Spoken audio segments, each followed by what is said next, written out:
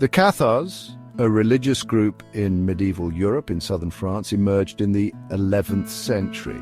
The name Cathar comes from the Greek word katharos, meaning pure. This reflects their emphasis on spiritual purity. The Cathars found fertile ground in a time of social and economic change. Many people felt disillusioned by the church's wealth and perceived corruption. The Cathars offered a simpler, more austere way of life, resonating with those seeking a more direct connection to God. They attracted followers from all walks of life. The support of nobility and merchant classes would become a point of contention with the church. The Cathars' growing influence posed a direct threat to the church's authority. The stage was set for a clash of ideologies. This conflict would have devastating consequences for the Cathars and shape the religious landscape of Europe for centuries to come. Central to Catharism was their belief in dualism. This meant they believed in two fundamental principles, good and evil. These forces were seen as eternally opposed and locked in a cosmic struggle. This contrasted sharply with the Catholic Church's view of one God as the source of all creation. For the Cathars, the physical world was the creation of the evil principle.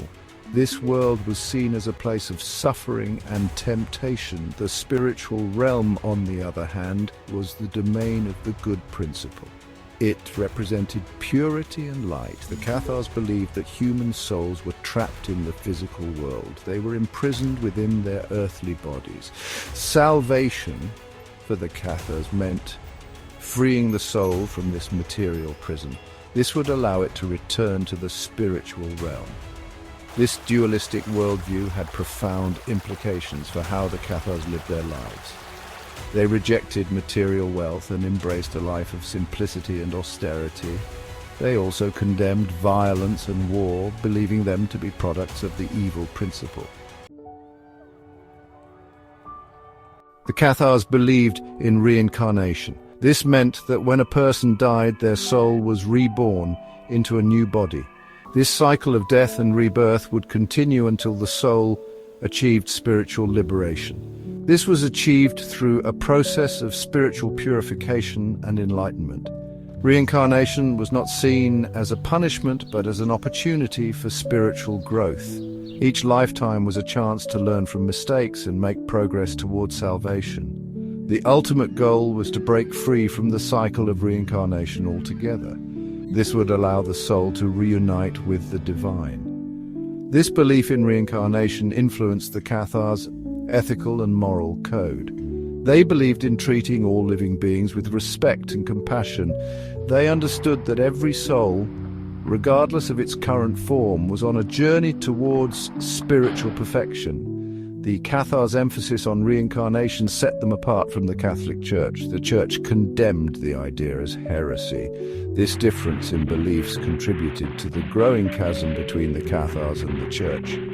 It would ultimately factor into the Church's decision to launch a crusade against them.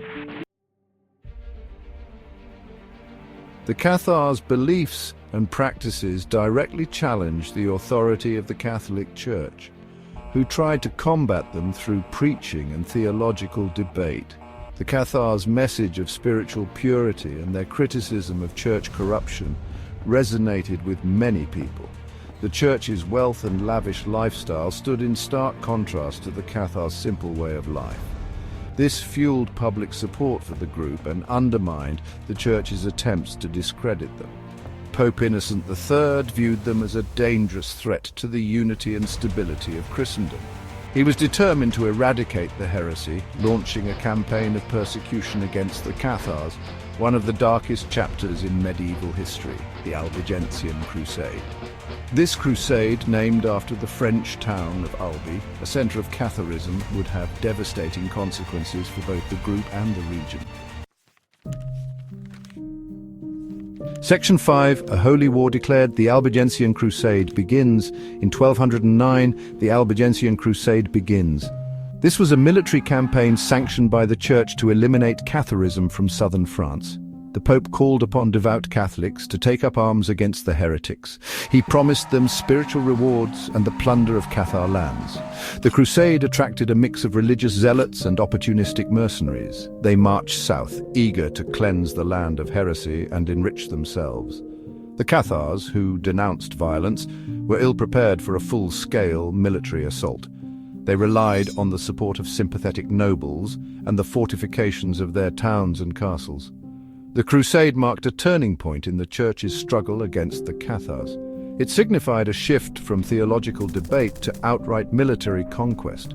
It also forever tarnished the image of the Catholic Church, continue for 2 decades and be marked by horrific acts of violence and barbarity.